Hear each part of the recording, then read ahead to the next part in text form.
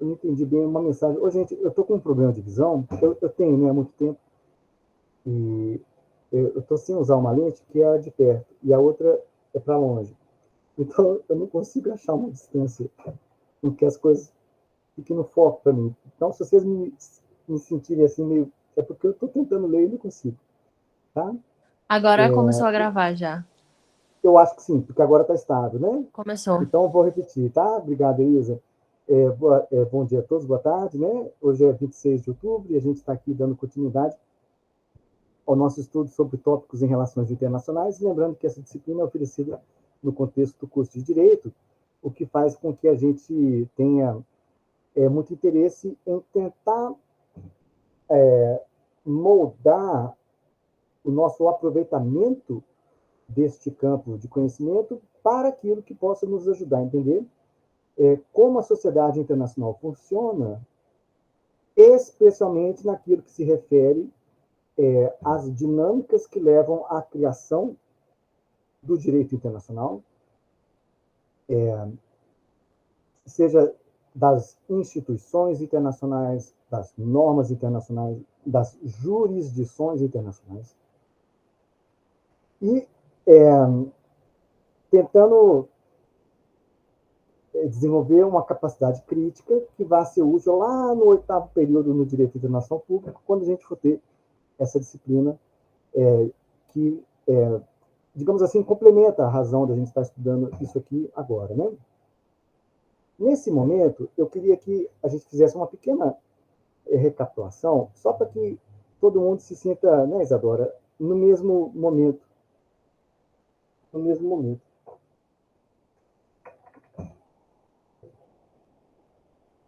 Que é o seguinte: a gente teve um primeiro dia em que a gente mostrou uma série de mapas da geografia física, dos grupos étnicos, dos grupos civilizatórios, das religiões, das línguas, né?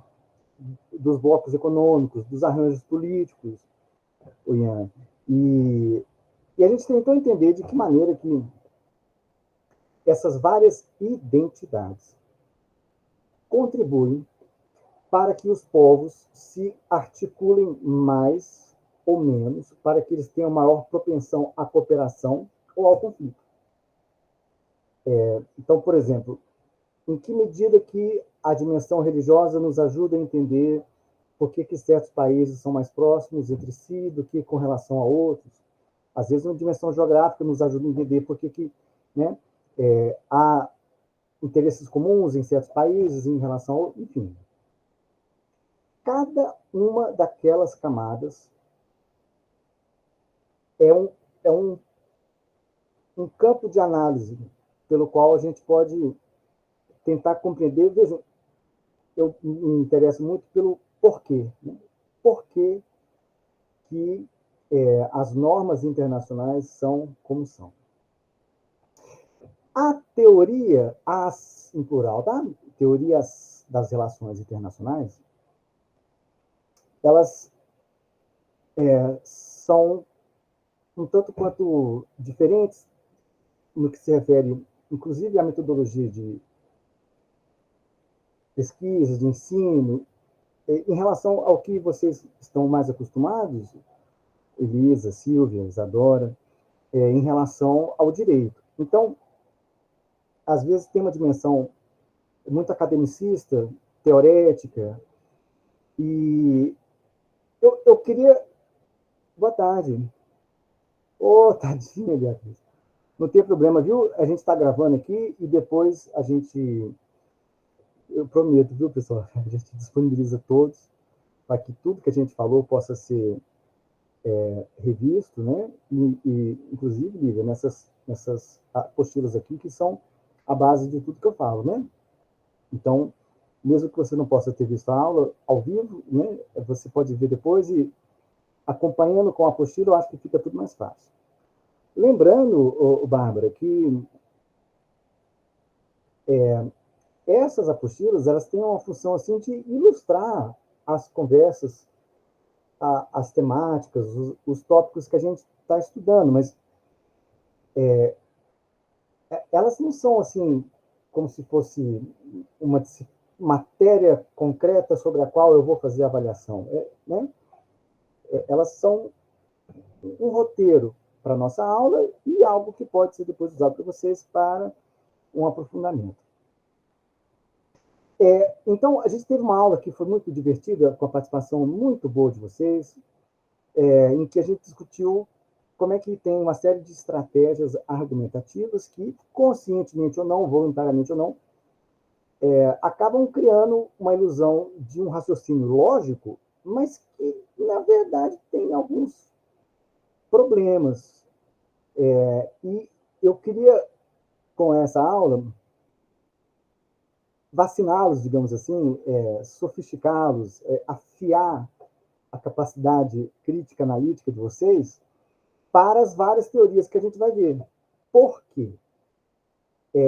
Há uma diversidade muito grande de correntes doutrinárias, de paradigmas, de conceitos, de interpretações, e às vezes a gente fica um pouco perdido, assim, nós que vimos do direito, né, sobre como é que se pretende estruturar uma estrutura analítica explicativa, né, com base nesses fundamentos teóricos. Então, eu queria que vocês percebessem que, às vezes, aquilo que a gente está estudando é construído a partir de premissas que são passíveis de questionamento. Inclusive no campo teórico metodológico, não só por dentro da própria teoria, do próprio paradigma, mas por fora, no sentido de tentar entender como é que se chegou a tais conclusões, né, para fundamentar essas teorias. Depois, a gente falou sobre uma abordagem teórica que eu, particularmente, gosto muito. Por quê? Porque, como eu acho que foi a Tuane que falou na última aula, né? A gente estuda as notícias sobre o cenário internacional e o direito internacional como ele está, e a gente percebe que, muitas vezes, uma leitura das relações internacionais pela perspectiva do direito nem sempre é capaz de oferecer uma boa base analítica sobre o que realmente está sendo estudado. Vou dar um exemplo. Se você analisar o BRICS apenas pela perspectiva jurídica, ele vai parecer que é muito, muito, muito menos importante e abrangente, e revolucionário, do que ele é pela perspectiva jurídica. Então, eu queria que essa discussão sobre as networks de governança internacional fosse um tipo de ponte entre a política caótica das relações internacionais e o direito positivado internacional. Por quê? Porque a ideia de network, enquanto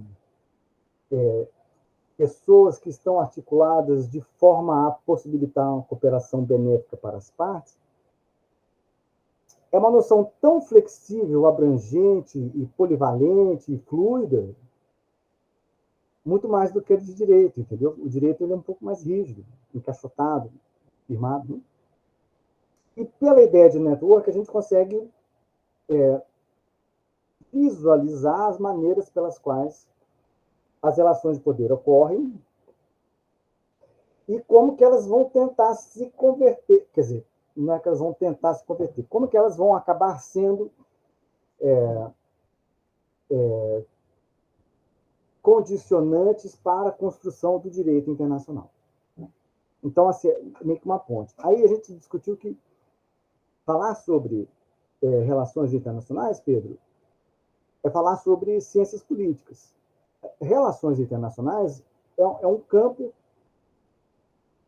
que está dentro, né, daquela estrutura de divisão de áreas de conhecimento da CAPES, por exemplo, né? Ela está dentro do contexto das ciências políticas.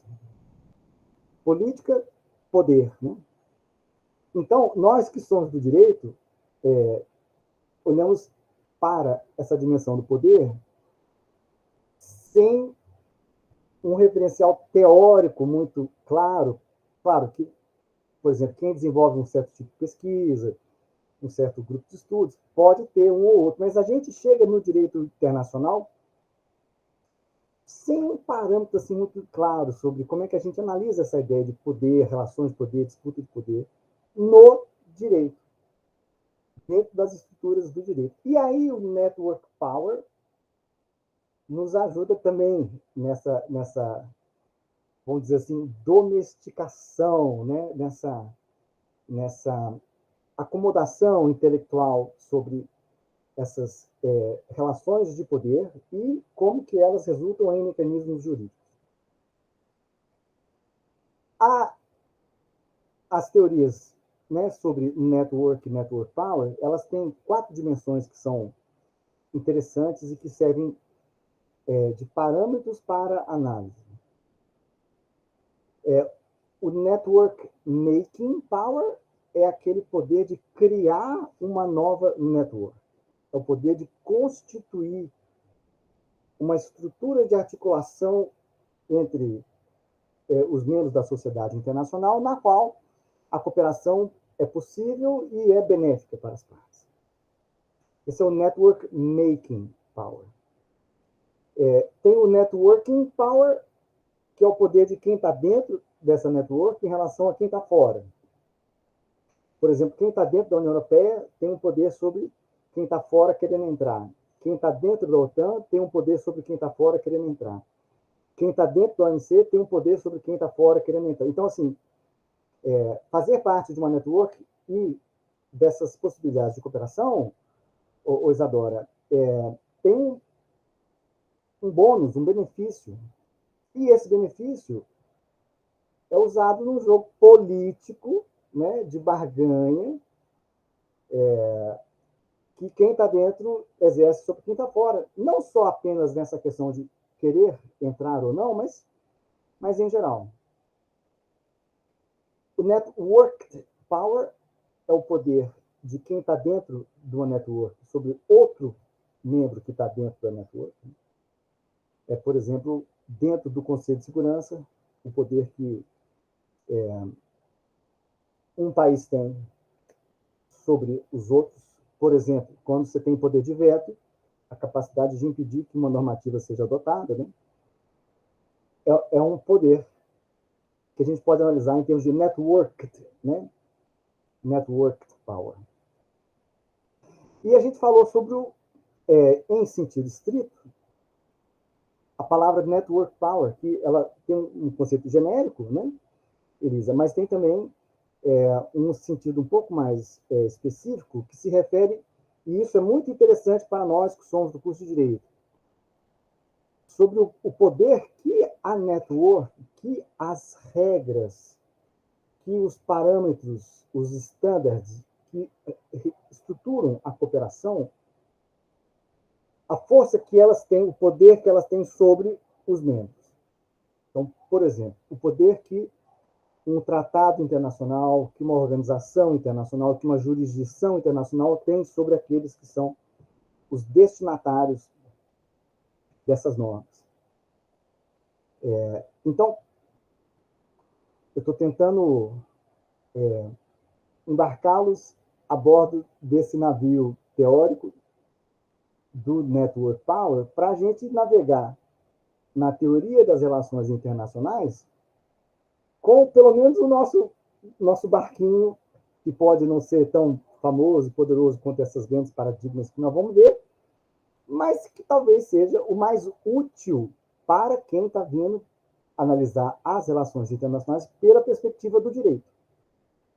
Do contrário, Giovana, pode parecer um pouco caótico, um pouco confuso, um pouco aleatório, um pouco muito ruído sobre como, assim, overwhelming, sabe? Informação demais sobre como é que a gente aproveita esse tanto de informação.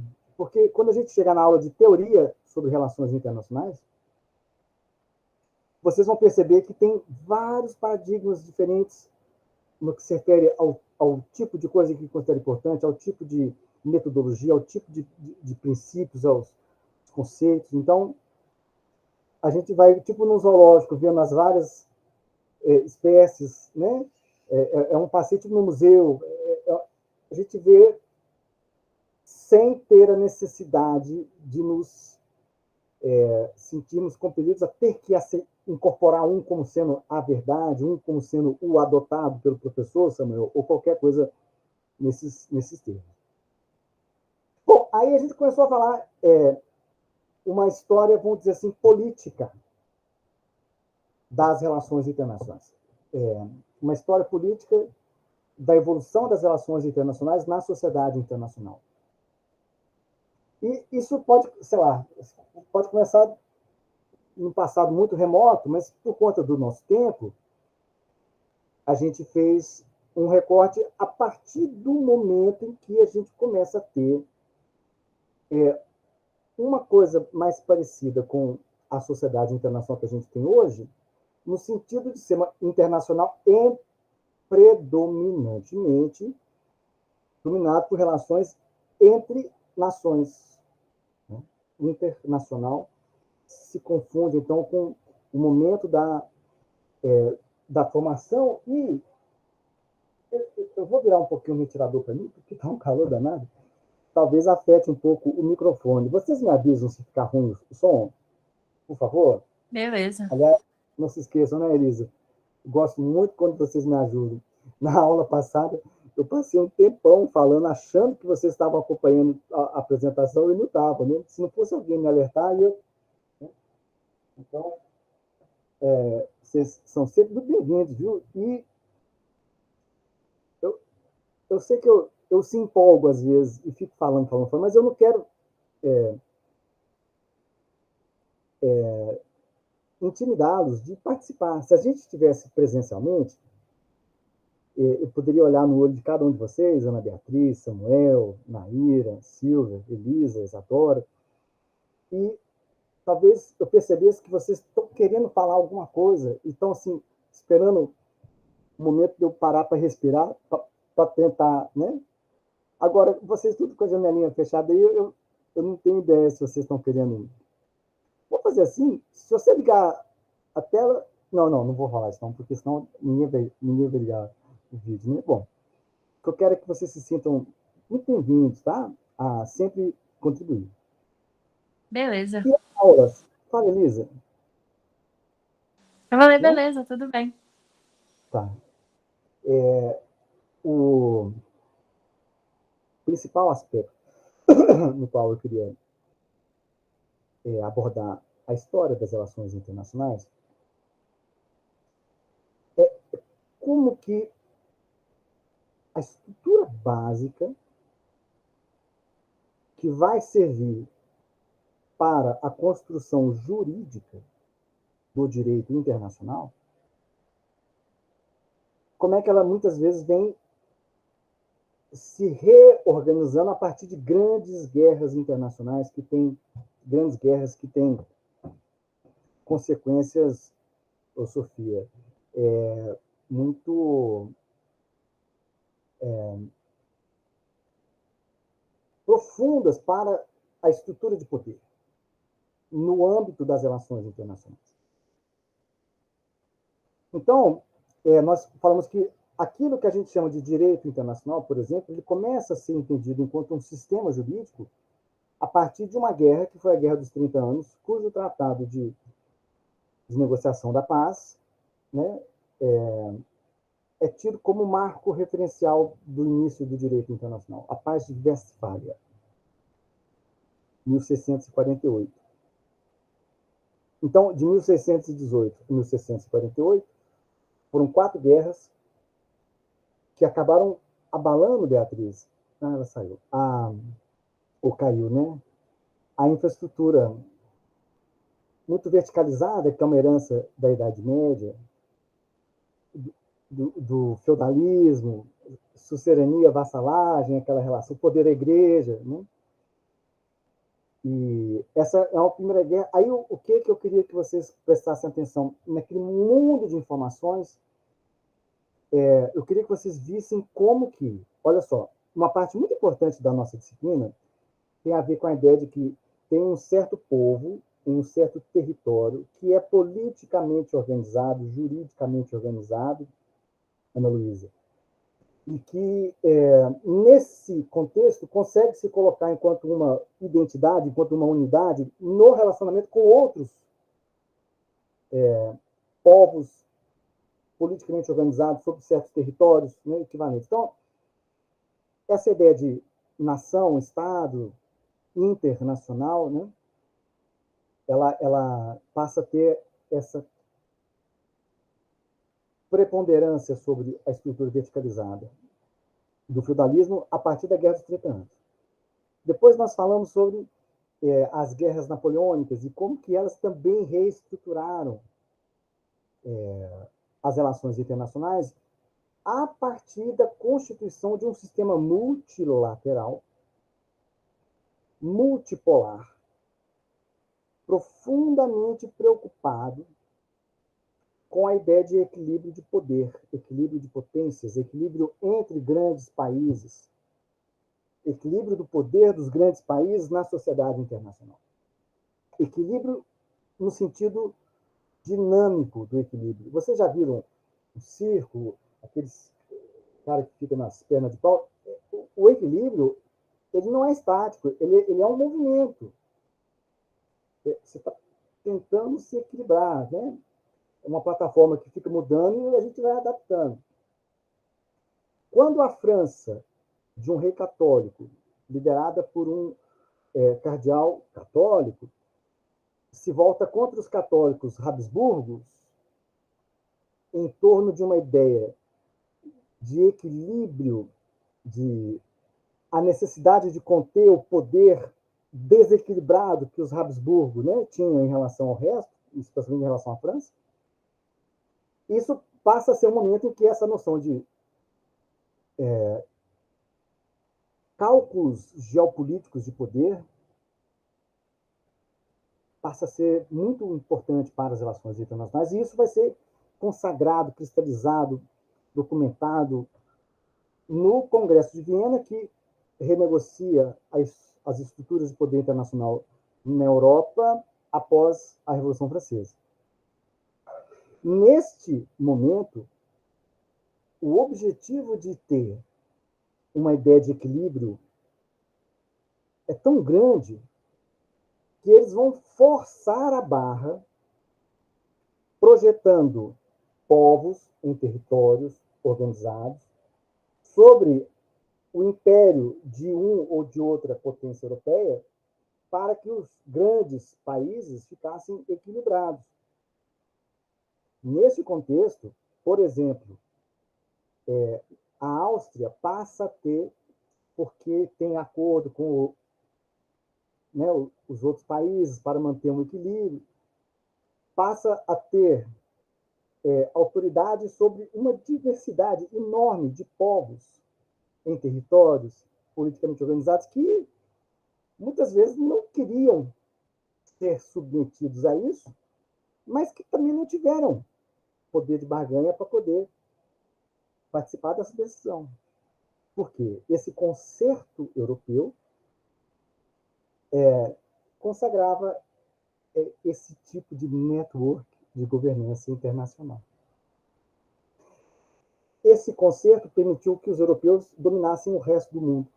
Claro, não foi só isso, mas eu digo, quando eles se reúnem em Berlim e dividem a África, por exemplo, eles estão como se fosse um oligopólio, né? Eles estão estruturando ali maneiras de dividir o mercado, né? Controlando como isso vai ser feito.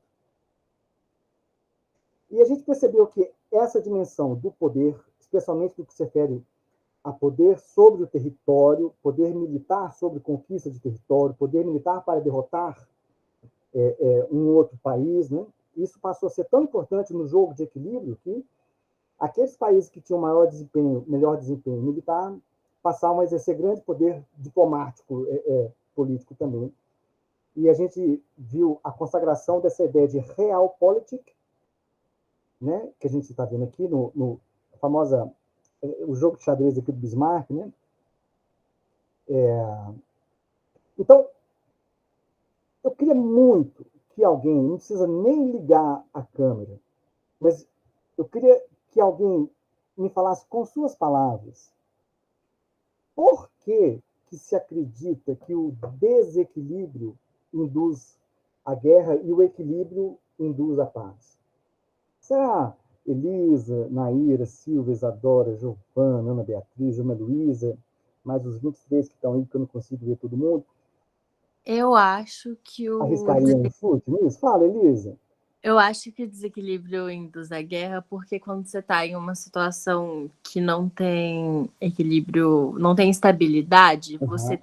você é mais passível de ter problemas entre as relações nos países, e isso pode gerar guerra. Fica todo mundo meio tipo, se não tem estabilidade, fica todo mundo meio, poxa, vai que ele faz alguma coisa contra mim, então eu vou lá fazer com ele, isso gera guerra. E aí, quando você tem estabilidade nas relações internacionais, você tem tendência à paz, porque você não tem esse medo, esse estado de medo. É isso mesmo, Elisa, é isso mesmo. O Arthur, o Arlen, Pedro, Lucas, imagina que você é muito, muito mais forte do que um outro cara que está caçando briga com você, caçando confusão, e você sente que tem o poder físico para derrotá-lo num conflito. Compara a propensão para essa crise se tornar. Claro, eu chamei os homens, né? Por uma. Você sabe que dentro da teoria das relações internacionais tem uma corrente que é o feminismo, né? Que discute muito como é que muitas dessas abordagens são dominadas por uma mentalidade muito machocêntrica, né? De pensar o poder e tal, essas coisas. Talvez se a gente tivesse com a cabeça menos influenciado por esse padrão cultural que a gente tem muito machista, o que seria considerado como mais importante seriam outras coisas e não essa. Né? Então, eu brinquei aqui com os outros para falar assim: quando você tem um país muito mais forte do que o outro, a tentação de projetar o seu poder sobre o mais fraco, porque você sabe que você ganha, é enorme.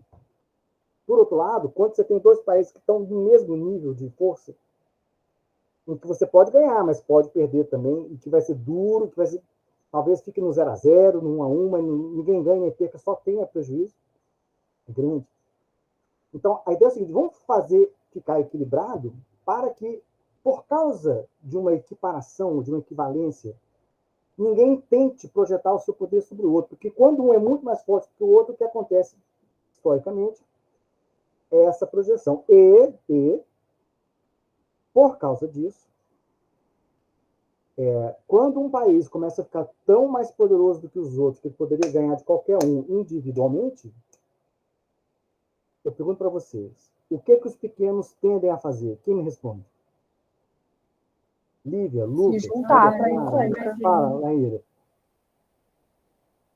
Tende a fazer o quê? A se juntar. Isso, exatamente. Fazem uma aliança porque juntos, separados, eles perdem, um de cada vez.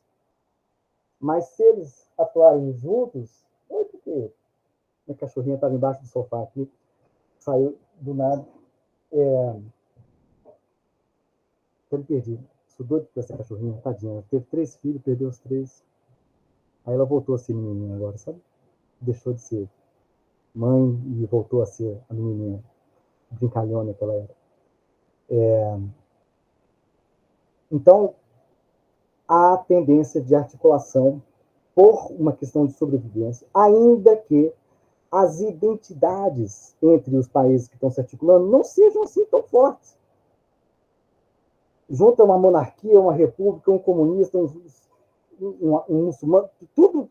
Por quê? Porque temos um inimigo comum que só pode ser derrotado se ele achar que nós estamos juntos naquela famosa ideia, o Thaís, Vitória e o Arlen, de que mexeu com um, mexeu com todos.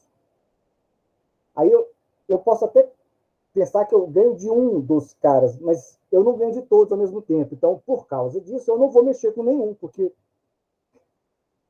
Então, eu estou colocando essas questões em termos assim muito coloquiais, porque nós vamos estudar a história do século XX e esta dimensão das alianças para montar um bloco que é mais forte do que o outro, ou do que o outro, né, é uma coisa fundamental para entender as relações internacionais no século XX.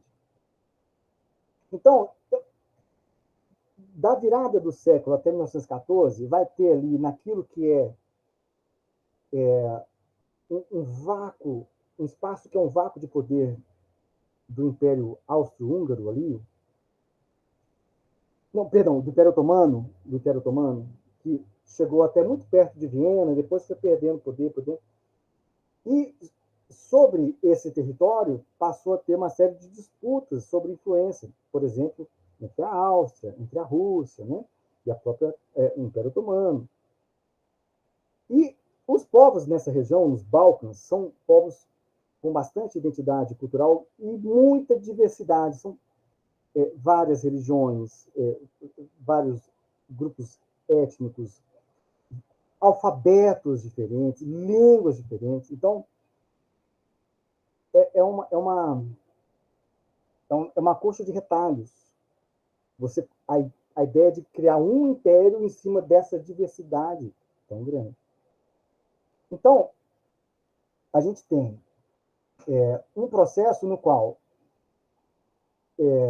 a gente falou na aula passada sobre o Bismarck, que foi um estadista, né, que conseguiu fazer com que a Alemanha tivesse sempre uma relação com a Rússia, na qual a Rússia confiasse que a Alemanha não vai ser inimigo e vice-versa. Por quê? O Bismarck tinha medo da França, porque a França perdeu uma guerra feia para a Prússia, que depois virou o Império Germânico, e ele sabia que aquilo ali não ia sair barato, especialmente porque, Yasmin, não que o Bismarck quiser, o Bismarck é muito sóbrio, muito sábio com relação a isso, mas houve muita pressão para a anexação de territórios que eram da França. Por exemplo, a região da Alsácia-Lorena, que fica ali na fronteira entre a Alemanha e a França, mas que, enfim, pertencia à França e depois da guerra passou a pertencer ao Império Germânico. Isso o Bismarck sabia que ia dar treta depois. Outra coisa que ele sabia, eles cobraram uma indenização absurda, impagável da França. Bismarck também sabia que isso ia dar problema depois. E o Bismarck sabia que a pior coisa que poderia acontecer com a Alemanha ela ser inimiga ao mesmo tempo da França de um lado e da Rússia do outro. Então, como com a França era mais difícil de negociar, ele estabeleceu uma base de confiança que era feita através do, olha aí, a network de governança, o Tratado do Resseguro. Era um tratado no qual a Alemanha e a Rússia se asseguravam dessa relação boa que eles tinham entre eles e que não ia ter treta entre eles. Contudo, com as crescentes disputas entre a Áustria e a Rússia sobre o território que era o vácuo do Império Otomano, e com a ascensão do novo imperador, que não foi o que o Bismarck ajudou a colar, e sim o filho dele, que não gostava de ficar à sombra do Bismarck, né? Ele quis mostrar que ele era independente e aí ele não renovou o Tratado de Resseguro com a Rússia. E aproximou cada vez mais os laços com a Áustria, de forma que a Rússia começou a ficar intrigada. Então, vamos seguir um pouco o que vai acontecer a partir daí, né? Então, você tem a maneira pela qual isso aqui é uma ilustração de como que o imperador germânico se via e como que ele era visto pelas outras potências, né? E como que, neste contexto, as articulações, né? Então, pessoal, como eu disse, é porque as apostilas são muito grandes, né? Aí eu cortei uns 14 anos e dentro desse período ficou exatamente as formações dessas alianças, né? Entre, de um lado, a França, que vendo que a Rússia estava preocupada com a Áustria e tinha, nesse contexto, um adversário em comum, especialmente naquilo que se refere à aliança entre a Áustria e a Alemanha, que era muito forte. Então, a França e a Rússia se aproximam assim como a França e a Inglaterra, né, a Grã-Bretanha, e a Rússia e a Grã-Bretanha, formando entre o que antes eram inimigos uma aliança. Uma aliança, por quê? Porque do outro lado tem alguém que a gente agora, nesse momento, temos mais medo dele do que uns dos outros. A Alemanha e a Áustria tiveram uma guerra pouco tempo antes deles perceberem que a Áustria perceber que a melhor opção para ela era, em vez de ser um vizinho conflitivo, usar dessa aliança em seu favor, usar as costas quentes da Alemanha. Né? E aí você tem o Império Otomano, que acaba, neste contexto, tendo uma admiração pela Alemanha e se junta nessa articulação em torno de disputas, né, entre esses países aqui dos Balcãs. Né? Então, esses cartões tentam mostrar como é que essa política de alianças foi feita. Tá? Então, eu queria que vocês entendessem que, por trás de todas essas alianças, não interessa muito preocupação étnica, religiosa, civilizatória. O que mais domina é uma dimensão geopolítica, uma preocupação com o poder, certo? Na ideia da balança do poder. A gente falou que a tradução balança de poder, Ana Beatriz, de volta aí, né? É uma tradução imperfeita, porque balança é um instrumento que compara o peso de uma escala e outra. Equilíbrio, que é balance, é uma outra coisa. Quem já teve que andar uma linha reta na frente do Gualda depois de ter tomado uma sabe que equilíbrio é um negócio muito fluido. Né? Então, mas não posso competir com a verdade que a expressão balança de poder é a expressão mais utilizada, independente da sua imprecisão.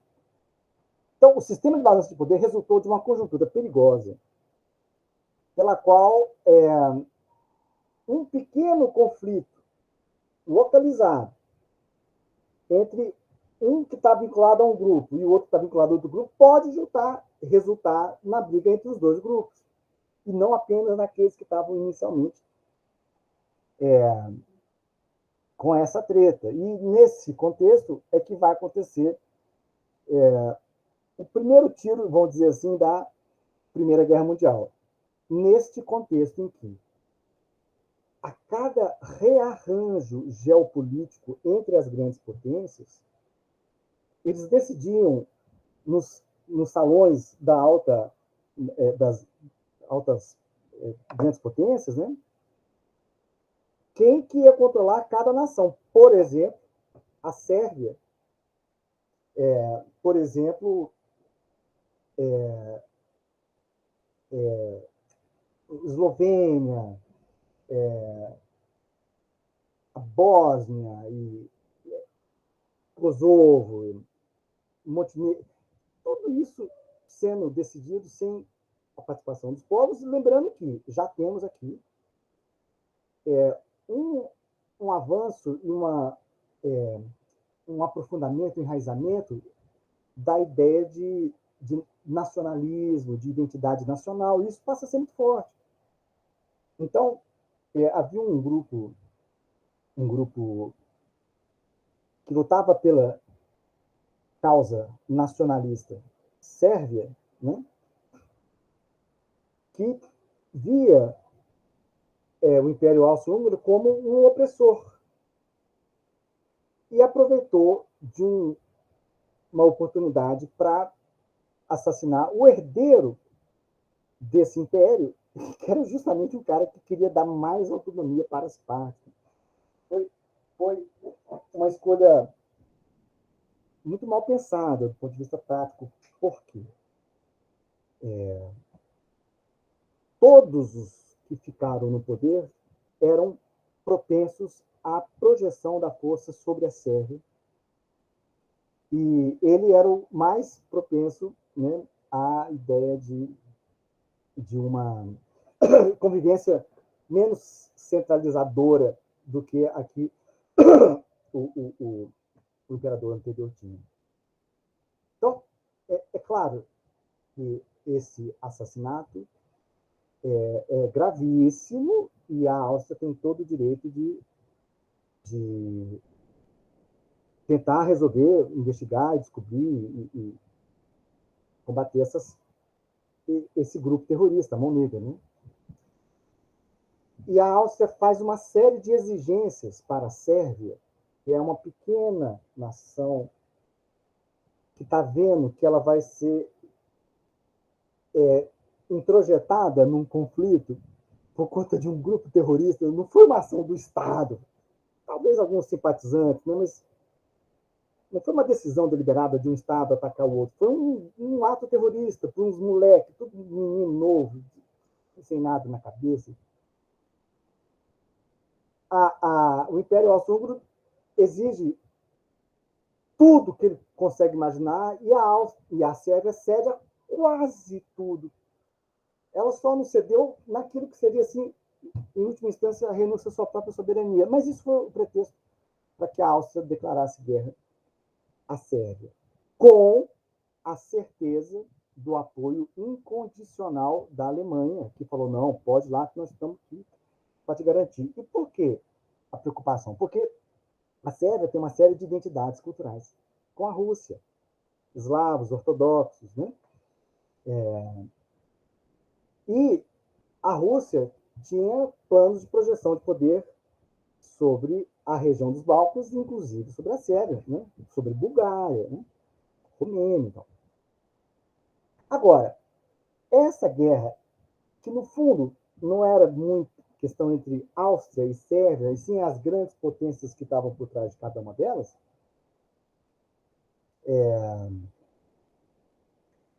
e envolvia dois imperadores que eram primos, né? Como é que são as coisas na Europa, né? Eles, inclusive, parecidos, né? Tentaram evitar essa guerra, mas por quê? A Rússia falou, olha, se mexer com a Sérvia, mexeu comigo. A Alemanha falou, olha, se mexer com a Áustria, mexeu comigo.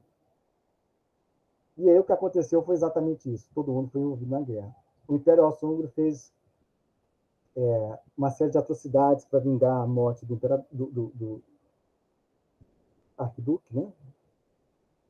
Não avançou tanto quanto se imaginaria, porque parecia que ia ser um passeio no parque, né? De tão fácil que seria essa guerra. Não foi. Mas, como o começo foi um pouco assustador e a Rússia mobilizou tropas para próximo da região do conflito, a Alemanha deu um ultimato à Rússia. Olha, não mexe suas tropas para o lado, não, porque se você se comportar como quem está querendo entrar no conflito, eu declaro guerra a você e nós vamos entre nós. E nesse contexto, então, vejam, isso é muito importante, porque ao final da Primeira Guerra Mundial, o Tratado de Versalhes, vai ser atribuída à Alemanha a culpa pela guerra. E por causa dessa culpa, ela vai ser responsabilizada a pagar uma indenização absurda, impagável, para as potências vitoriosas. Vejam, isso aqui é um argumento jurídico.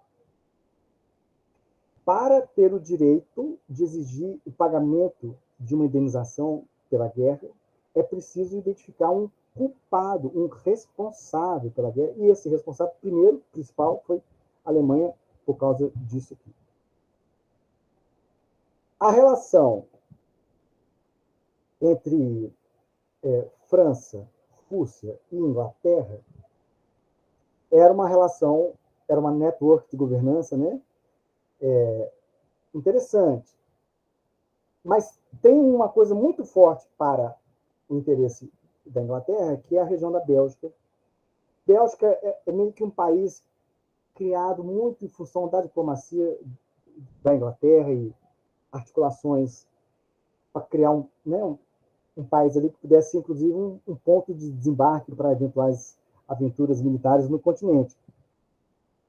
Então, a Bélgica era um pedaço de território muito importante para a Inglaterra, e a Inglaterra avisou a Alemanha: se vocês invadirem a Bélgica, eu vou deixar de ser neutro e vou entrar na guerra. Porque quando a Alemanha declara guerra à Rússia, por conta da aliança, a França declara guerra à Alemanha. A Alemanha estava mais interessada na França do que no combate entre Áustria e Sérvia.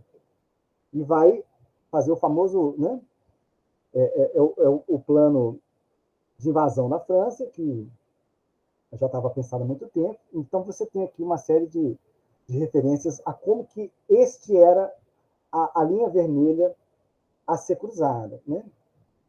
Então, a Alemanha declara guerra à Rússia, a Inglaterra declara guerra à Alemanha, e aí você tem uma situação curiosa. Primeiro porque havia uma primeira articulação que tinha a participação da Itália, que, no fundo, ela estava querendo aumentar o seu poder de barganha num contexto de uma redistribuição de territórios. E quando ela conseguiu mais ou menos o que ela queria, ela acabou saindo e no seu espaço entrou o Império Otomano, né? Que talvez tenha sido a pior ideia possível, porque o que vai acontecer depois disso, inclusive, quando vocês virem as notícias sobre Israel, Palestina, hoje, isso tem muito a ver com a decisão do Império Otomano de ter entrado nessa guerra, mas muito mesmo.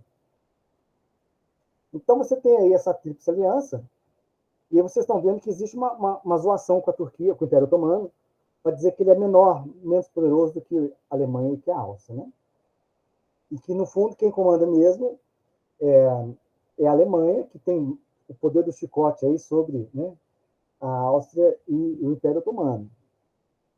As declarações de guerra, vejam, a demonização é uma estratégia usada há muito tempo. Inclusive, pessoal, eu queria dizer para vocês que eu estou organizando a metodologia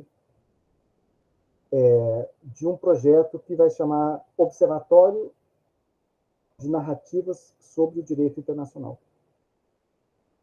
Nós vamos fazer uma série de análises a partir de um formulário que eu estou desenvolvendo, para a gente ter parâmetros, inclusive com falácia lógica e essas outras coisas que a gente discutiu, para analisar como que o direito internacional é retratado, por exemplo, na mídia, nos pronunciamentos oficiais, nas declarações, nas narrativas sobre o direito internacional, né? Por exemplo, ontem o Lula falou que o que acontece na Palestina é um genocídio. Veja, isso é uma narrativa. Eu concordo com o genocídio. Só estou dizendo que isso é um exemplo de uma narrativa. Quando a imprensa, os comentaristas, né, falam sobre... Então, eu quero pegar isso e criar uma metodologia para analisar, para que a gente possa verificar, por exemplo, quantitativamente como que se posicionam, né, esses órgãos mais importantes, e a gente pode medir o tipo de viés que eles têm, o tipo de interpretação que eles fazem, o tipo de duplo critério, né? As hipocrisias todas, na medida em que a gente faz esse mapeamento. Bom, então aqui você tem esse outro cartoon que eu adoro, porque é bem isso, né? Olha, se você me pegar, aí se você se mexer, eu vou te... a Rússia, né? Em cima da Áustria, a Alemanha sobre a Rússia, a França e assim por diante. Então, de quem foi a culpa pela guerra, aí todo mundo, cada um aponta para o outro. E vejam, eu acho razoável, acho plausível, Samuel, legítimo, por exemplo, que a Áustria diga que a culpa é da Sérvia, que a Sérvia diga que a culpa é da Áustria, que a Rússia diga que a culpa é da Áustria, que a Áustria diga... Sabe, não tem uma verdade, né? São narrativas, né? Por isso que eu quero que a gente tenha essa flexibilidade, né? Bom, aí tem uma série de cartões que vão descrever um pouco essa evolução de acontecimentos. E interessante notar como que, no final das contas, a Sérvia, que foi o ponto de partida desse conflito, deixou de ser o mais importante muito cedo. O que acontecia na Sérvia não era central para a negociação, a definição das questões globais, né? Então, vejam, a questão central é essa. A política de alianças militares fez com que um ataque terrorista de um grupo acabasse acarretando um arrastamento, um envolvimento, uma contaminação de uma série de outros países por conta das políticas de aliança, né? Conflitos entre quem não estava brigando. Aí, Ana Beatriz, Samuel, Giovana, Elisa, Gabriela, Silvia, será se a gente vive um momento hoje em que algo parecido está acontecendo na Ucrânia, em Israel, na Palestina? Vocês estão entendendo? Com certeza. Não é, Elisa? Você não fica identificando como é que são... Por que, por exemplo, os Estados Unidos vai colocar seus porta-aviões lá perto do Mediterrâneo? Por que a Rússia vai começar a patrulhar o Mar Negro para ficar ao alcance de destruir? Por que a China, até a China, está mandando, né? Então, todo mundo está sendo envolvido nesse conflito. E se o povo não tiver um pouquinho mais de sanidade, consciência e bom senso, é perigoso a gente acabar, Ana Beatriz, sendo engolido por uma guerra que seria facilmente evitável, um pouquinho de... Mas a gente não pode subestimar a estupidez humana, nem a ganância, nem... porque essa guerra era uma guerra evitável, estúpida, e hoje nós também vivemos outra. E foi terrível, terrível. Foi uma guerra horrível. Porque o nível de desenvolvimento industrial... Ô, Elisa, você ia falar alguma coisa e eu te interrompi, ou você estava só concordando? Não, só concordando mesmo. Porque dá vontade, não dá? Você não sente assim... olha, quando eu era estudante do primeiro período do curso de Direito da UFMG, a gente tinha aula de economia, eu achava que a aula ia me permitir ler os jornais, assim, e entender a economia e tal. Eu fiquei um pouco frustrado, porque foi um pouco assim de uma história do pensamento econômico, sabe? Achei que foi mais academicista do que prático. Aí eu fico querendo trabalhar com essa disciplina, que é tópicos em relação, tentando não cometer esse erro, para que vocês sintam a capacidade de analisar os jornais de hoje e ter alguma coisa ali que acrescenta a sua capacidade de compreensão desses fenômenos, né? Bom, por que foi uma guerra mundial? Porque todos esses países tinham colônias espalhadas pelo planeta e houve um envolvimento, né, dos vários continentes, de muitos países. Eu queria que vocês entendessem também como que o imperialismo europeu se projetou, quer dizer, projetou a guerra para dentro da África. Eu quero que vocês vejam aqui como que o Império Otomano... O que eu estou apontando aqui? Que países ficam nesse pedacinho aqui do mundo? E aí, pessoal, fala para mim. Quais são? Israel, Síria, os países Israel do e Palestina, né, Pedro? Exatamente. Israel e a Palestina estão aqui. No que era o Império Otomano. Assim como está o Líbano aqui. Assim como está a Síria aqui. Assim como está o Iraque aqui. Assim como está, enfim, né? O Kuwait e uma série de Emirados, né? Enfim. E a mesma coisa na Ásia, né? Então tem uma série de conflitos na Ásia que tem a ver com as disputas por controles imperiais, né? E aí você pode ver como é que essa articulação acabou envolvendo países que tinham maior domínio territorial do lado dos aliados do que do lado do eixo, né? O que ajudou, porque, por exemplo, a Inglaterra pegou milhares, centenas de milhares de soldados da Índia, da África, da Austrália, e levou para lutar, né, naquela máquina de moer gente que foi a Guerra de Trincheiras, né? Então, tem uma série de batalhas aqui, e o que eu queria que vocês entendessem é o seguinte: depois de um sucesso inicial do avanço alemão, muito surpreendente para, assim, a França, por muito pouco, olha como chegaram perto de Paris, né? Quase que a França perde isso, muito rápido. Na aproximação a Paris, chegaram a usar até todos os carros, os táxis, para levar todos os soldados que podiam para frente, tudo. Mas aí a guerra foi sendo estabelecida ao longo dessa fronteira com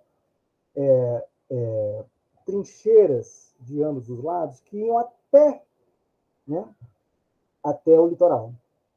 E ela mais ou menos que ficou estagnada aqui, porque o avanço de qualquer lado, um sobre o outro, é um avanço muito custoso em termos de vidas humanas. É muito. Se você está entrincheirado, você está numa posição muito boa para se defender. Se o outro vem te atacar, ainda mais com a tecnologia das metralhadoras, né, das armas químicas que foram usadas lá, é muito fácil se defender. Então, fica uma guerra que muita gente morre e não tem ganho de território. Uma guerra que ficou, digamos assim, territorialmente empatada por muito tempo. Aí vocês vão ver que da galeria do terror aqui, né, o Átila, o Gengis Khan e outros, né, ao som da morte, né, a Alemanha sendo demonizada porque a Alemanha foi a primeira a utilizar armas químicas. Não foi a única, tá? Mas foi a primeira. Né? A Alemanha tentando dominar o mundo, um bruto, um selvagem, né? um louco, mas que no meio do caminho tinha uma pedra, né? Havia uma pedra no meio do caminho, e essa pedra era a entente cordial que envolvia essa aliança. Agora, vejam só. Quando a gente estudou o Realpolitik, a evolução dele no continente americano, a gente viu que os Estados Unidos da América tiveram uma facilidade para projetar o seu poder no continente americano que os europeus não tinham, porque perto sempre tinha outro país poderoso. Ao passo que na América do Norte não tinha grandes desafios, e os Estados Unidos teve uma facilidade para projetar a política do big stick, né? Você fala manso e carrega um porrete, e várias intervenções, várias projeções de poder, inclusive ganhando uma série de territórios na Ásia, tipo Filipinas, por conta de uma guerra contra a Espanha, que ela meio que herdou, né? Guam, que fica perto da China. E aí a política né, do América para os americanos, esse corolário, ele tem um outro lado que não é muito conhecido, que a gente sempre fala da América para os americanos, mas tem um outro lado que é o seguinte: e os europeus que se lasquem com suas guerras infinitas que nunca, né? Veja, a colonização dos Estados Unidos foi em grande parte feita por pessoas que fugiram de guerras da Europa, guerras religiosas, guerras políticas, né? Então, os Estados Unidos tinham por fundamento doutrinário não se envolver nos conflitos na Europa. Por que seria diferente agora? Bom, tem algumas provocações. A Alemanha afundou vários navios de vários países, inclusive do Brasil, porque os Estados Unidos, apesar de não estar formalmente vinculado à Inglaterra, tinha uma forte laços culturais, né? As identidades culturais, identidade linguística, identidade histórica, identidade civilizatória. E aí eles derrubaram, afundaram um navio importante, o Lusitânia, e foi muito chocante, porque os corpos foram chegando na praia, assim, cada dia chegava um, dois, três, e isso deixou o povo muito impactado, né? Aí ficou aqui a necessidade de vingar a Lusitânia, né? Mas, vamos lá, afundar o navio é o suficiente para declarar, para o país ter uma justificativa jurídica para usar a força contra o outro através de uma guerra, mas talvez isso seja pouco, né? Agora, isso aqui foi inaceitável do ponto de vista da geopolítica. Olha o que a Alemanha faz dentro da perspectiva histórica. Nós vamos falar disso ao longo de toda a história, desde os romanos, passando pelos portugueses. Então, todo mundo usa o dividir para conquistar. Vamos botar um índio brigando contra o índio e aí a gente conquista os dois. Vamos botar um africano brigando e conquista os dois. Isso sempre foi uma tática eficiente. Inclusive, hoje, a gente olha para o que é o Hamas. Hamas foi fruto de uma estratégia para enfraquecer a autoridade, a Organização para a Libertação da Palestina, né, que era mais poderosa, Beatriz. Ah, sim. Opa. Quando a pessoa desaparece aqui, como é que eu faço para voltar ela? Ela pediu para participar aqui, mas sumiu. Não sei. Vou marcar a peça de novo, vou ficar aqui mais rápido. Ela deve ter saído, não? Não, ela pediu, não sei se aparece para vocês também. Fulano pediu autorização para entrar. Aí não Não, deu tempo de eu clicar, ela sumiu. Assim. Bom, dentro dessa estratégia, a Alemanha ela faz uma coisa muito arriscada. Ela provoca o México, tentando seduzir o México a entrar nessa guerra do lado da Alemanha contra os Estados Unidos, que ainda não é formalmente, né, mas está apoiando, dizendo o seguinte: olha, se você declarar guerra contra os Estados Unidos, a gente apoia a sua reivindicação a territórios que eram do México. Imagina, Tony, que isso. Eu mandei, fica parecendo aqueles suspense, né? Nossa, você não mandou o link até agora, cadê o link, né?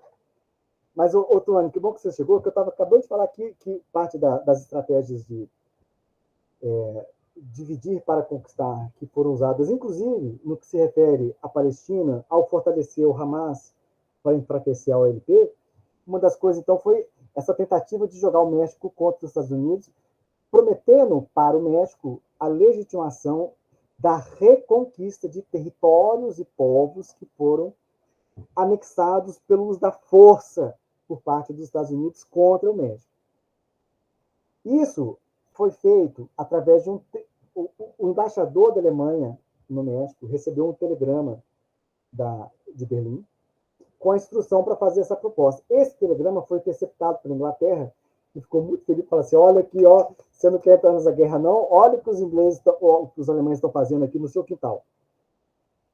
Esse é o chamado telegrama Zimmermann, né?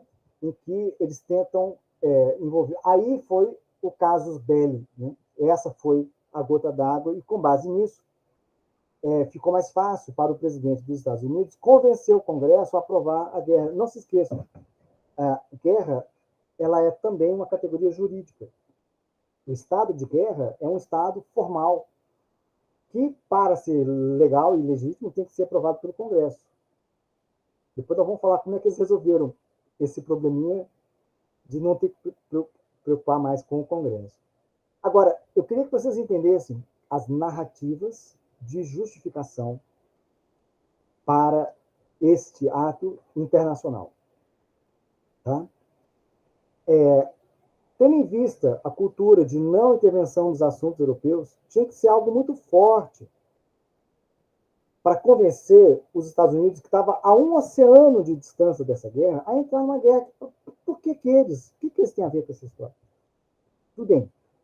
O negócio do México, veja, o México nem falou o que queria, foi só um telegrama para o embaixador fazer a proposta. Não é que o México entrou, ele ia ser convidado a essa ideia. Duvido que eles fossem pegar essa proposta.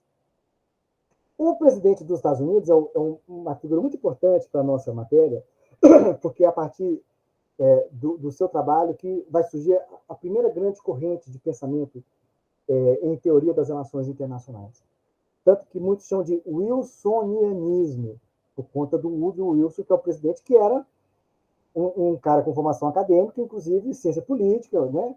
E que tinha uma certa ojeriza do troca-troca de alianças políticas que acontecia na Europa em virtude da lógica do equilíbrio de potências.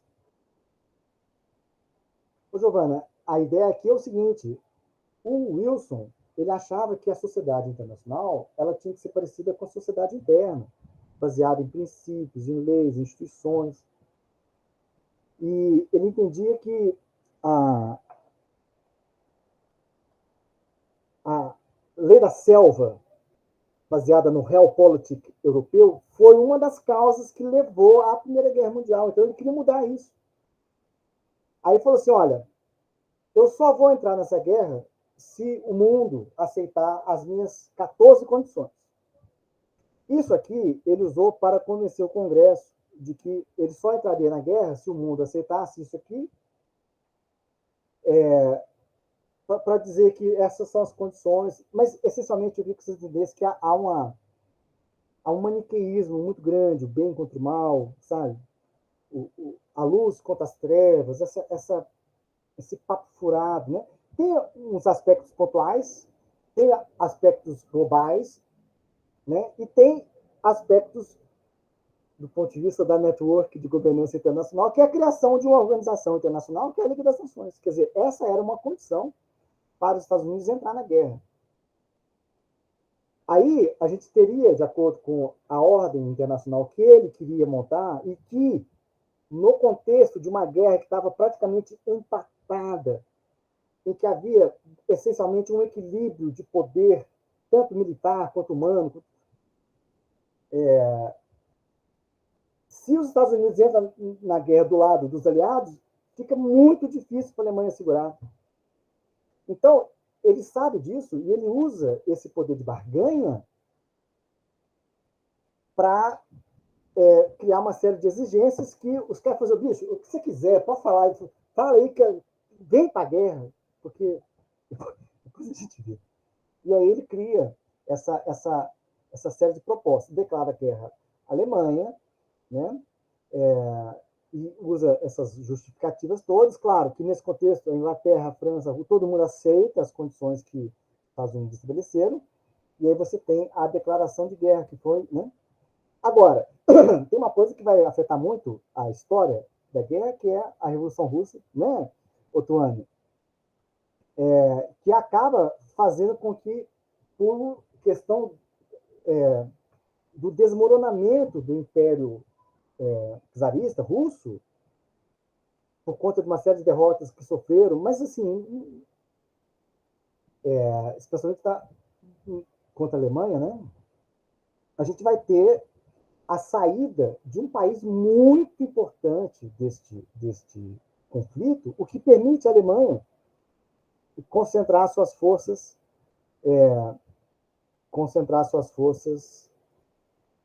do lado ocidental. Aí eu queria que vocês vissem como que isso se projeta territorialmente. Contexto da negociação, da rendição da Rússia, para a Rússia sair da guerra e aceita qualquer arranjo territorial, né, envolve a Ucrânia, envolve as nações bálticas, né, a Finlândia. Olha que coincidência, que são exatamente países que entraram ou querem entrar, né, para a OTAN contra a Rússia, porque foram territórios que eram do Império Russo, né, inclusive a Ucrânia e a Crimeia, que era russa desde 1760. Isso aqui, então, muda bastante as correlações de poder, mas, nesse momento, a gente percebe que a Áustria é um império grande, mas ele, na verdade, não é muito articulado para ser uma potência militar, porque os exércitos, tem gente que fala línguas diferentes, tradições militares diferentes, é uma bagunça, difícil mobilização. Quer dizer, muitas vezes a gente tem a impressão de uma grande potência, na hora de meter a faca mesmo, fica difícil. E a Áustria começou a tentar conversar negociações de paz paralelas, sem contar com a Alemanha. Lembra que a Alemanha entrou nisso para dar força para a Áustria, né? E aí acaba que a Alemanha vai ficando cada vez mais sozinha, sem recursos. E nesse contexto, após a entrada dos Estados Unidos, e o que acontece na Rússia, dentro da Alemanha, começa a surgir uma série de críticas e protestos contra o império. Lembra que a Alemanha é um império nesse momento. Há uma série de proclamações de república no império. E algumas derrotas militares, especialmente na Marinha, que foram por uma questão tipo de honra. Não, nós vamos, todo mundo vai morrer, mas pelo menos nós vamos morrer com dignidade. Esse tipo de... Quando não é você que está morrendo, é fácil de botar os outros, né? Tipo, falar assim, vamos lutar até o último ucraniano. É fácil um americano falar isso, ele não está lá, né? Mas começa a haver uma série de motins militares e muitos soldados. Vejam, a guerra ainda está lá na Bélgica, lá nas trincheiras. Ela mal começou a ceder. Ainda não tem um soldado estrangeiro no território alemão. Mas o imperador percebe que essa guerra está demorando demais, está custando demais, e com medo de perder o império, ele prefere perder a guerra do que perder o império, perder a coroa. Ele aceita estabelecer uma negociação de paz, que vai ser depois profundamente criticada, porque, repito, nesse momento, a Alemanha ainda não estava militarmente derrotada. Ela estava na França, não tinha soldado aliado no seu território. E, no entanto, no desespero para garantir a coroa, a Alemanha acabou aceitando se render em condições que não correspondiam ao cenário militar, o que vai deixar os militares depois enfurecidos. Como é que houve essa rendição? Parece coisa covarde, entendeu? Parece que foram fracos, né? Porque esse jogo político, imperador e tal, né? Então, essa ideia do tiro que saiu pela própria culatra, né? Acabou aqui a França e a Inglaterra prendendo a Alemanha nos termos do armistício, né? E a gente tem, então,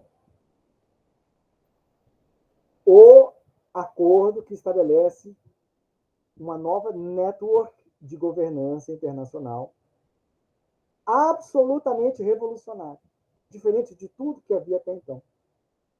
Uma coisa proposta pelo Wilson e não pelos europeus, proposta pelos Estados Unidos.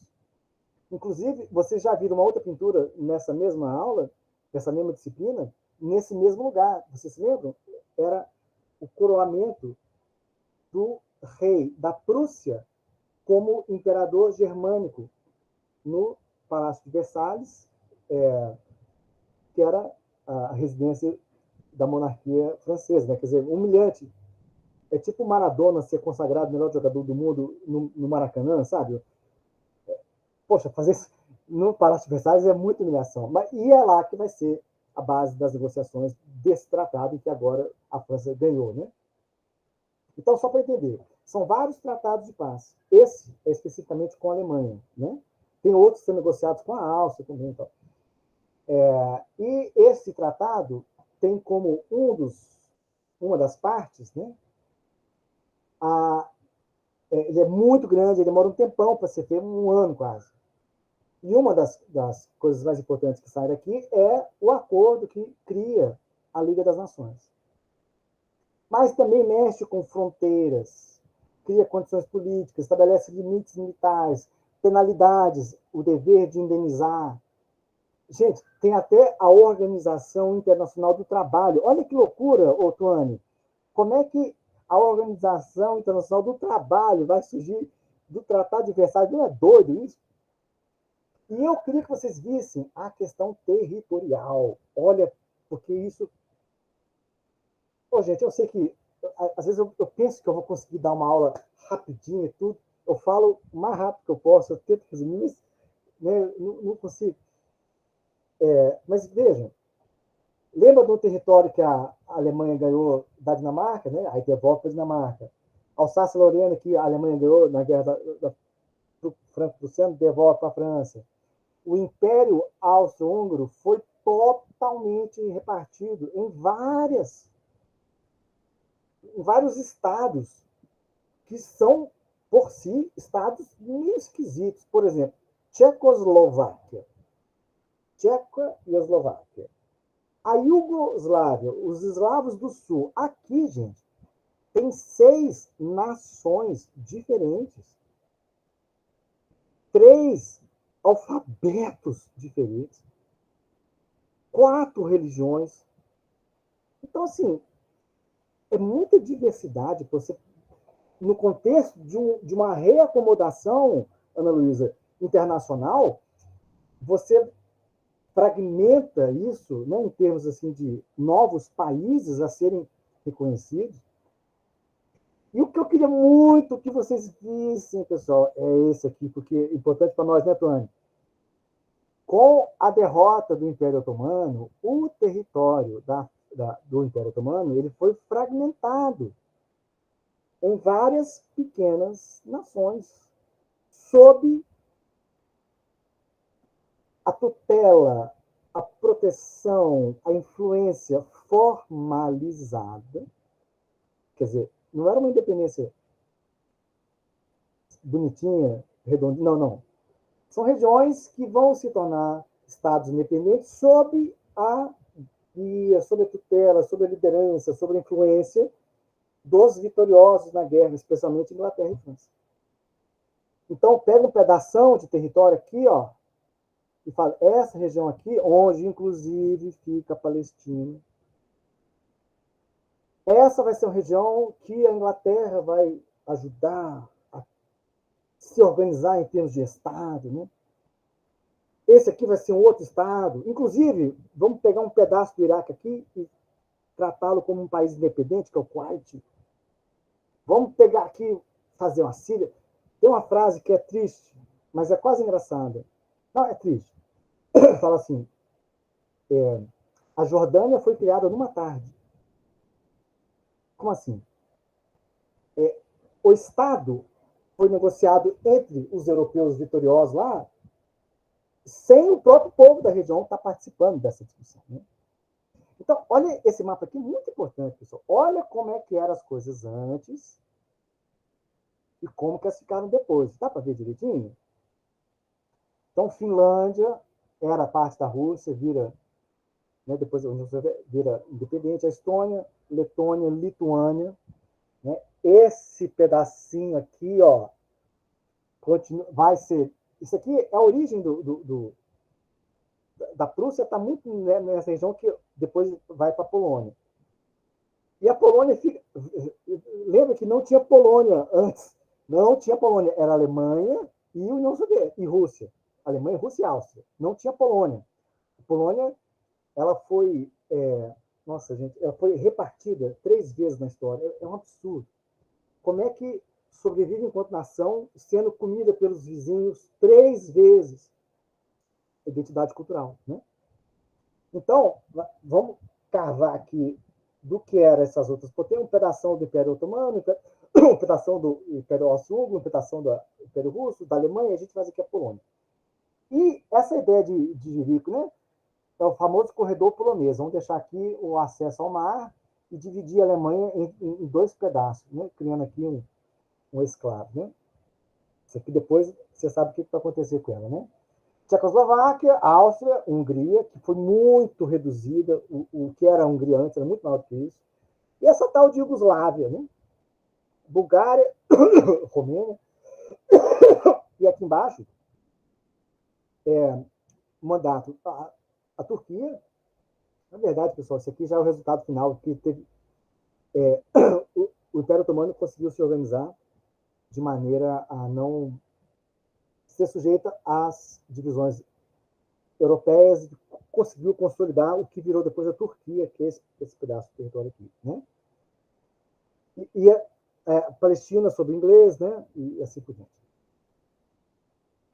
Fora na África também, na Ásia, que também teve mudanças, mas eu acho que está em outro mapa. Então, eu queria que vocês vissem aqui as grandes potências, os 3 grandes, né? Sentados negociando o quê? O funcionamento dessa network de governança internacional, pela qual eles vão cooperar no estabelecimento de uma nova ordem internacional a ser estruturada em torno dessa coisa inventada chamada Liga das Nações. E aí vocês estão vendo que, da maneira pela qual eles estão negociando esse acordo de paz, eles estão correndo muito risco. Pólvora é pólvora, né?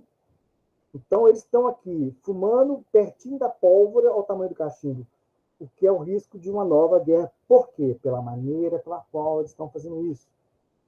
Uma das questões problemáticas é forçar a Alemanha a aceitar a responsabilidade pela guerra e, daí, a obrigação de indenizar. Uma confissão de culpa, né, dela pagar muita coisa, não só de dinheiro, mas de patente, de recursos naturais e uma série de outras, né? E, no fundo, nunca foi pago. Né? A OIT, que foi um desdobramento do Tratado de Versalhes, e, essencialmente, a Liga das Nações, que, em português, ficou traduzido como Sociedade das Nações, por causa do francês, Société des Nations, mas o nome que pegou entre nós mesmo é a adaptação inglesa. Né? Também mostra o momento da transição para uma hegemonia maior do inglês sobre o francês. Né? Aí eu queria que vocês notassem, né, a diversidade de grupos civilizatórios, étnicos, raciais, linguísticos, religiosos, né, que são representados nesta grande articulação internacional. Repito, não havia até então uma instância, uma circunstância, uma oportunidade em que juntasse tanto país ao mesmo tempo, no mesmo lugar, na mesma hora, para discutir a mesma coisa. Isso é muito forte. Isso é muito forte. Então, pessoal, vou pegar um copinho d'água, eu volto já, tá? Só um instantinho, que o ventilador aqui está me secando a garganta. Só um instantinho.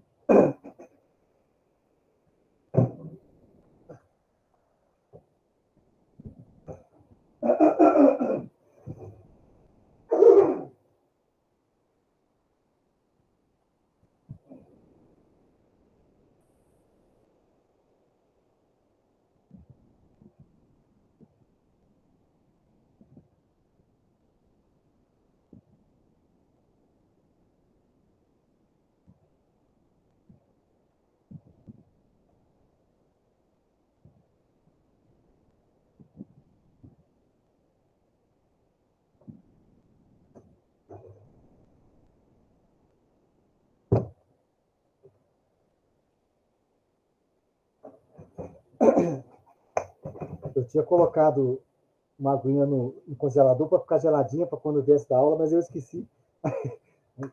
Congelou, né? Não adiantou nada. Bom, então, a gente está falando que não havia, até então, nada remotamente próximo da pretensão de alcance que tinha essa network de governança internacional que estava sendo criada.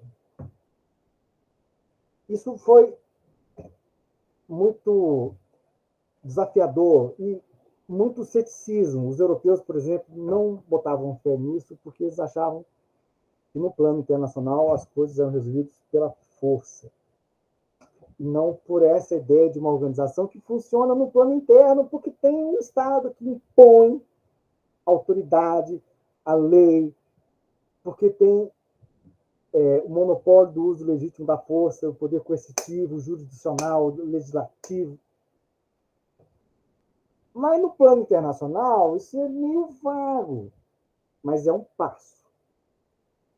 Então, a ideia é que essa nova network de governança, ela vai ter órgãos que vão zelar pela manutenção da paz, e são órgãos que vão funcionar de uma maneira pela qual, se um país fizer guerra, isso é considerado como sendo um ato de beligerância contra todos os outros membros dessa organização internacional, de forma que você se lembra da ideia da aliança, né? Mexeu com um, mexeu com todos da aliança. Ok. Aí nós vamos fazer de conta que a mesma regra vai valer para todo mundo que faz parte da Liga das Nações, de forma que se um membro recorrer à guerra contra outro, aquele que atacou vai estar atacando a sociedade. Você entende, Gabriela? Tem alguém que gosta de direito penal? Quando se comete um homicídio, por exemplo, vocês já tiveram essa matéria? Eu sei que muitos de vocês estão no primeiro, segundo período, mas o ponto que eu queria chegar é que é um crime contra a sociedade, né? Não é só contra a vítima que morreu, contra a família da vítima, é contra a sociedade. Por isso que a legitimidade processual é do Ministério Público. Então, aqui é essa ideia. Um ato de guerra é um ato de beligerância não contra um país apenas, mas contra todos. E aí todos vão se juntar e vão tomar as medidas necessárias para que isso seja evitado, e se não puder ser evitado, que seja corrigido. Então, há uma percepção de que, veja, essa percepção, Ana Beatriz, Ana Luísa, Samuel, ela vai ser profundamente generalizada, inclusive no senso comum. A ideia de que a lógica da balança de poder, ela levou à guerra. Ou seja, poderia ter sido um conflito pequeno se não fosse pela política de alianças criadas para manter a ilusão de um equilíbrio que quando teve um conflito pontual, levou todo mundo para a guerra. A ideia desse fracasso, então, impulsiona um novo paradigma diplomático que vai ser o ideário filosófico, político, teórico, jurídico que o Wilson queria desenvolver. Ele que era crítico à balança de poder. Agora, vejam, eu acho que aqui tem um erro nesse cartão. A paz deveria estar escrita aqui, ó, nesse galho, e a pomba deveria ser a Liga das Nações. Aí faria mais sentido, né? Ou seja, é muito pesado para uma organização internacional que está sendo criada uma atribuição dessa responsabilidade. Por quê? Porque ainda que ela institucionalize a diplomacia multilateral em torno de uma série de valores, objetivos e regras comuns, ela ficou frágil no que se refere à dimensão do poder, que é inescapável. Né? Não dá para a gente ficar só no como que seria bom se todo mundo fosse bonzinho uns com os outros, né, o Pedro? E tem um fator muito importante, que é o seguinte: o país que bancou essa ideia, que quis, que insistiu, que exigiu, que obrigou, que deu piti e tal, acabou não participando. Porque, como vocês vão aprender lá no Direito Internacional Público,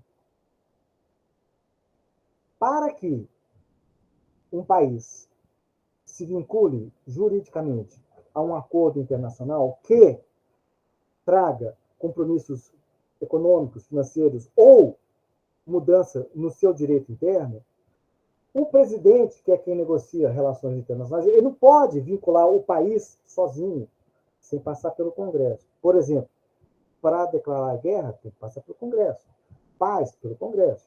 Então, para que os Estados Unidos e todos os outros países se vinculassem a essa nova organização por meio do Tratado de Versalhes, isso tinha que ser aprovado pelo Congresso. E o presidente Wilson já estava ficando velho e já não tinha muita força política e não tinha muito pique de fazer a militância na base que ele precisaria para que o Congresso aprovasse isso.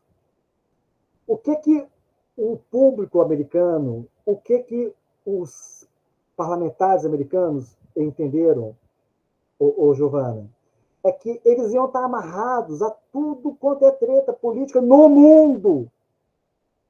E que qualquer conflito que tiver no mundo vai juridicamente obrigá-lo a ser arrastado por esse conflito, quer ele queira, quer não. Entendam? Para que os Estados Unidos entrassem na Primeira Guerra Mundial, foi preciso um esforço muito grande e um maniqueísmo enorme, uma simplificação das coisas. Mas eles não queriam ficar com esse tipo de compromisso, porque, olha aqui, essa aqui é uma referência a Sísifo, né? Que foi condenado, ele enganou uma série de deuses da mitologia dele, e foi a punição dele é uma eternidade que ele tem que arrastar uma pedra até o topo de uma montanha, para ela depois rolar de novo, ele tem que voltar e arrastar de novo. A ideia desse cartoon é que as complicações internacionais são assim. Você tenta fazer a paz e vem outra guerra. Aí você tenta fazer paz e vem outra guerra. Então, o rascunho da Liga das Nações não foi, a proposta de tratado não foi aceita pelo Congresso. Olha que, esses cartões me ajudam muito, né? Vocês estão vendo o tanto que eu me utilizo deles para explicar a matéria.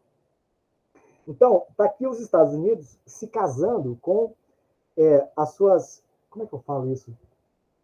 Entanglements. Me ajuda aí, pessoal. Como é que a gente traduz em entanglements? A sua rede de relacionamentos, as tretas. O que vocês acham que a gente chama de entanglements? Né? Suas relações internacionais, né, Tony? Então, esse estava sendo feito...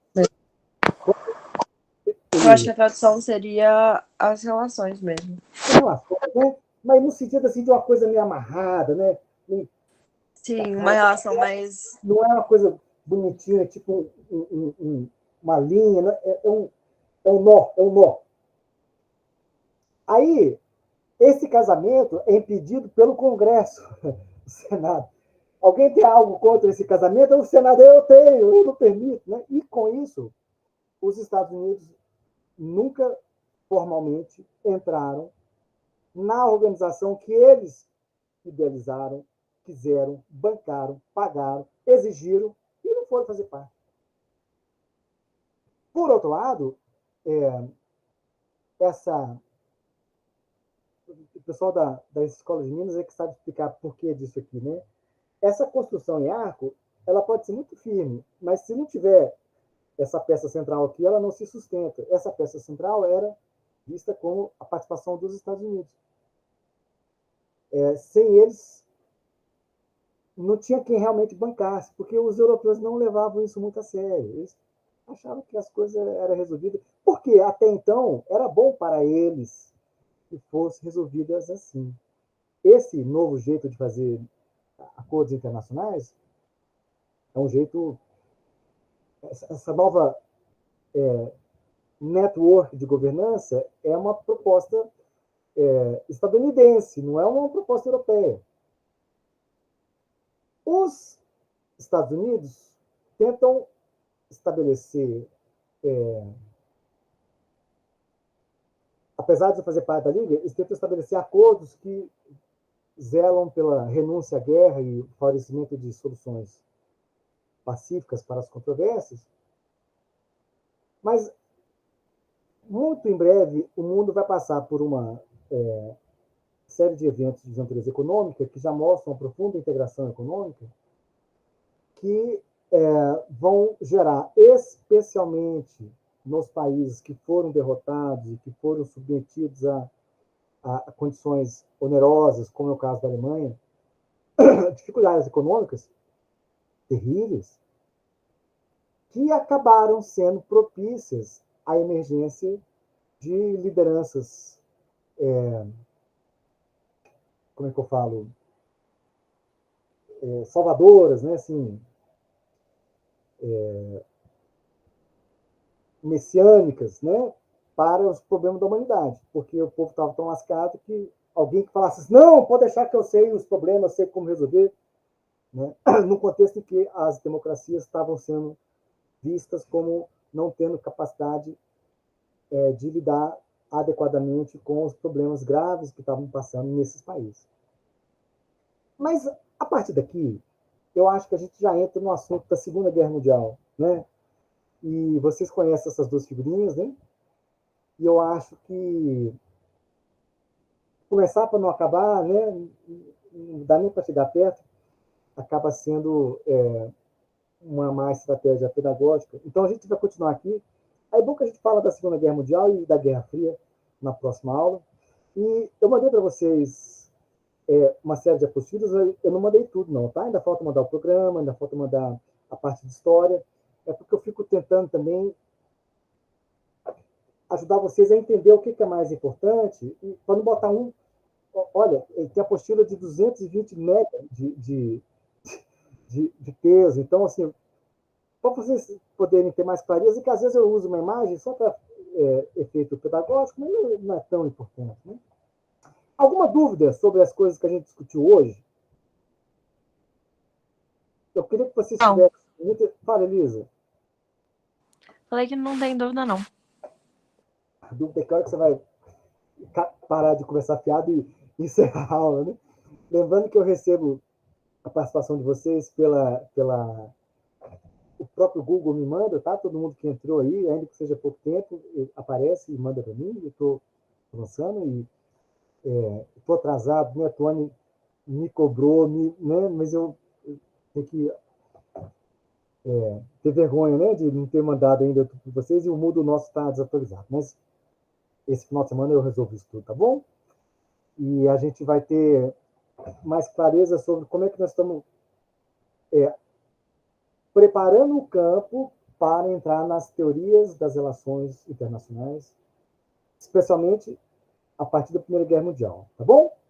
Então, muito obrigado a todos. Eu vou parar a nossa gravação e quem quiser falar alguma coisa comigo, eu estou... Muito obrigada. Tchau, até a próxima aula.